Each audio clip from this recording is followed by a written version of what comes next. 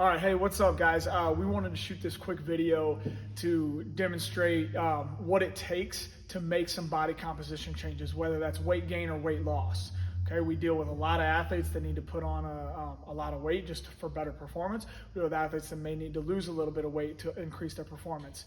I say performance over and over because that is our focus when dealing with athletes. So I want Zach to just kind of go through some of the basics here, and just this is going to help you have a better understanding for what it takes to make these changes. All right, guys, so talking about nutrition in general, I kind of lay it out like a pyramid, like your food pyramid, but in this case, it's like your priorities for nutrition. The base being more important than the stuff higher up the food chain. So starting off, your calories should match your goal. So your calorie intake.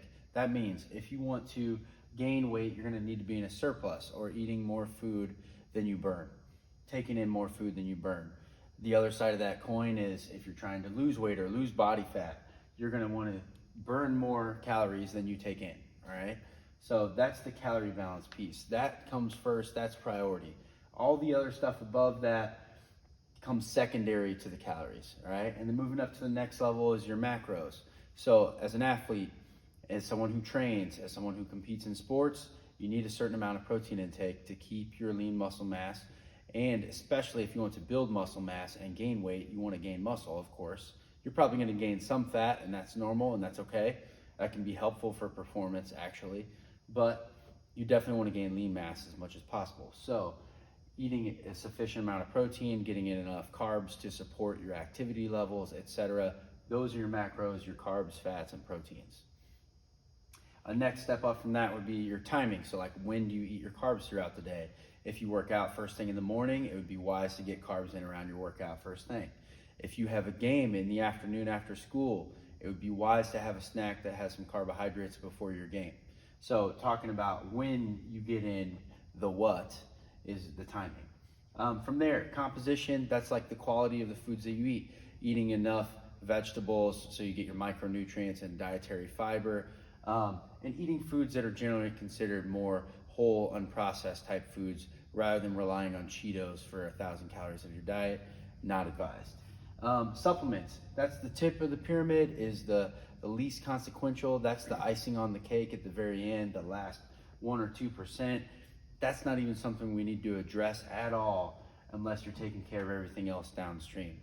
And the biggest piece of this, something we say a lot, you've heard us saying over and over again, is the consistency component. Unless we're consistent about addressing each of these things, it doesn't go very far. So for a week, if you do everything perfectly, that's great, but a week isn't gonna take you very far, all right? So I'd rather you be 60% compliant to your goals for week 1. And then if you can bump up to 70% week 2 and 75% week 3 and so on, you keep getting better, even if it's by just a little bit each week, that will add up to a lot more over a period of time. And time is ultimately what you're gonna need to make really big changes. So talking about the commitment you're undertaking to gain or lose weight, it's gonna take time, all right? So if you're looking to gain 0.25 to 0.5% of your body weight in your weekly average weight gained would be very good. So for example, a 150-pound athlete, that would be like gaining a half a pound to 3/4 of a pound a week. That's great. If you're gaining a pound a week, that's even better. So don't get discouraged if you see 5 pounds 1 week, 1 pound 1 week, 1 pound 1 week. That's 8 pounds over 3 weeks. That's almost 3 pounds a week. That's well above what you should be shooting for, okay? Same thing goes for weight loss. Generally weight loss, 0.5 to 1% of your body weight loss per week. So the same 150-pound athlete, that would be about 1 pound to 1.5 pounds a week of weight loss. That would be a great weekly average weight loss, all right? So knowing if you want to gain 20 pounds and you're 150 pounds, you may be looking at 6 months of really focused commitment to your goal of gaining weight to get to where you want to be. And that's if you do it like pretty perfectly, right? So give yourself some leeway, understand it's going to take time, and try and develop habits that support your consistency around getting in enough calories, getting in the right macros, timing them properly, and getting in mostly healthy nutritional foods, all right?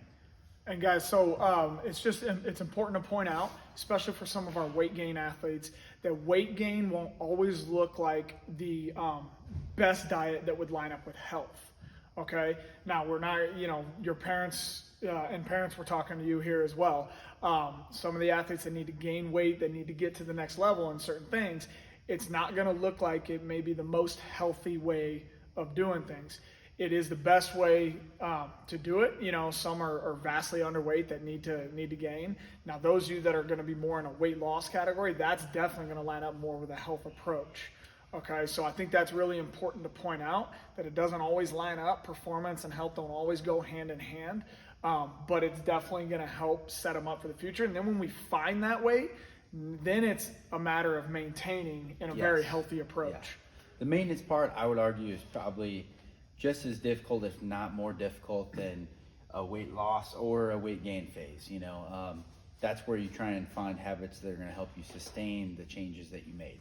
That's ultimately what you want to do. But definitely, like Chad was saying, for weight gain, you're going to have to dirty it up a little bit and eat higher, more calorie-dense foods. You're going to eat some pizza and Chinese food from time to time, gaining weight, like free meals, eating out. That way you get more calories in. That's great. That comes with the territory. Same thing for weight loss. You're going to probably have to err on the side of foods that you make more at home, or you have more control over how they are made, so you don't add unnecessary calories, and you get in enough food that your appetite is satisfied off of fewer calories. We also want to point out that if any of you guys want nutritional help, that's more than just this video goes in, you can always get actual meeting sessions and help with meal programming and all that stuff with Zach. You can also, we do a more basic version one that's much cheaper. You're looking at maybe $20 every 3 to 6 months based on body changes and performance changes. That's where you would get a basic calorie and macro prescription, where if you want to go to the next level where Zach is doing more weekly monitoring, then that would be meetings with Zach, and then we can always set that up here. So hope you guys enjoyed this video and hope it helps clarify some things. And